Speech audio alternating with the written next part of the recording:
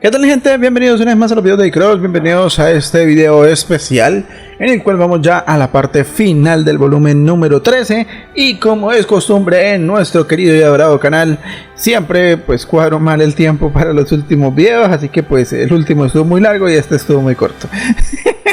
Entonces me disculparán, pero bueno, si es lo que es, vamos ya a alistarnos para los días en el infierno, así que vamos a darle.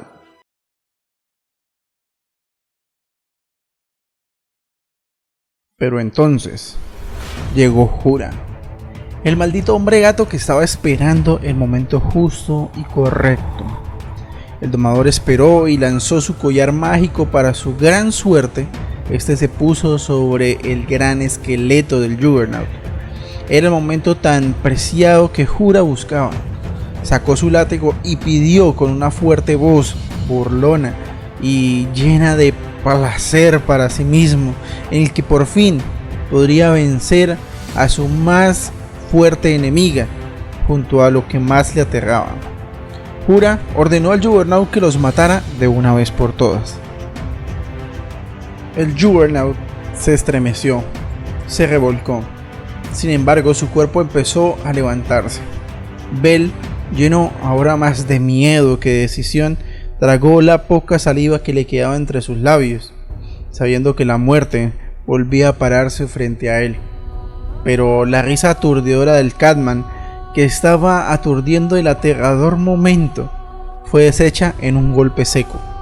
La cola del Juggernaut había acabado con el domador. Las tripas cayeron a los pies de Bell, mientras los restos eran lanzados por los aires. Pero entonces algo más sucedió. La Lapton, la serpiente esta que se supone que estaba muerta, había llegado hasta el lugar y con la última orden de su amo debía cumplirla a toda costa: matar a Lion y al mocoso. Los ojos de Ryu se agrandaron cuando se dio cuenta de lo que estaba a punto de suceder, pero ya era demasiado tarde. El Lapton se precipitaba hacia adelante con sus enormes fauces abiertas de par en par. Bell corrió hacia allí. Con la poca energía que le quedaba, aceleró y agarró de la mano extendida a Ryu y la trajo hacia él en un fuerte abrazo, buscando defenderla. Un segundo después, ambos aventureros quedaron en la completa oscuridad.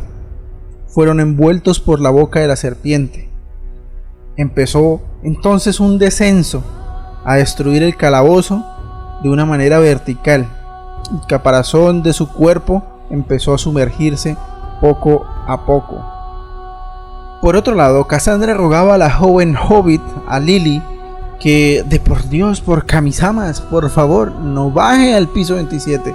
La culpa y la desesperación la abrumaban. Las innumerables almas que habían abandonado estaban ya muertas. Atormentaban la conciencia y le pensaban sobre su pobre corazón. Su pecho se sentía apretado y caliente, como si sus propios pensamientos la estuvieran mordiendo. Las lágrimas se derramaban de sus ojos. Pero esto no era el final. El calabozo se burlaba de Cassandra.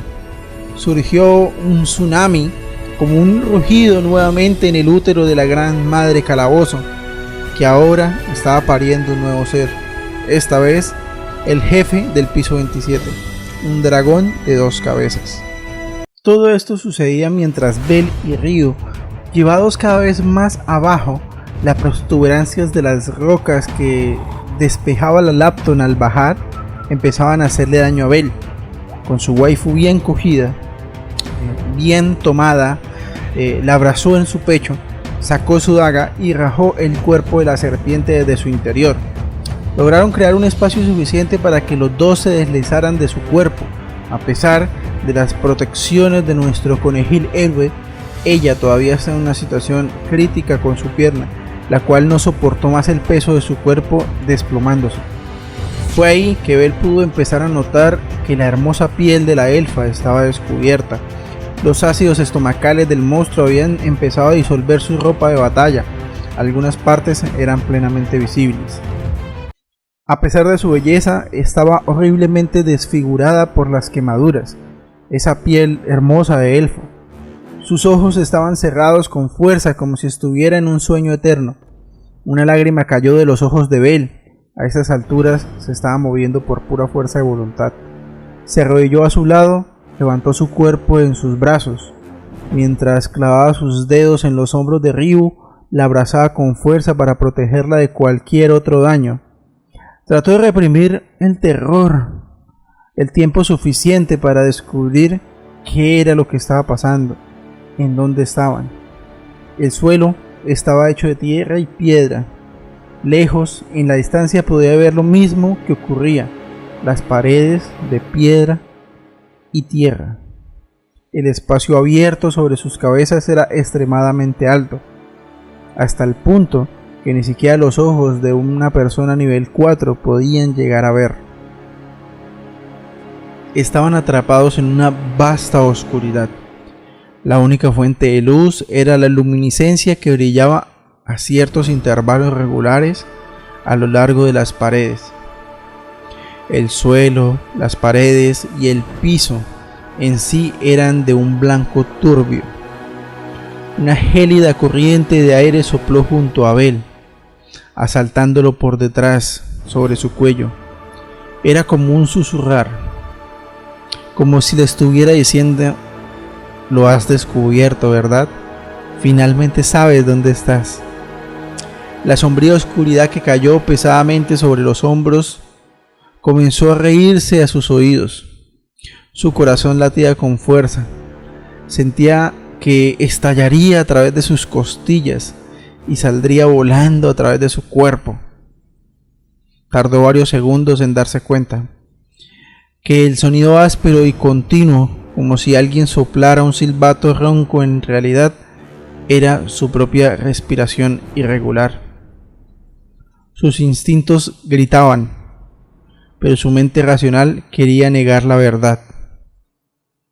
El conocimiento que había almacenado en su memoria durante su tiempo de estudio con Eina le dijo que su entorno actual era un ajuste cruelmente perfecto para la descripción de un determinado piso.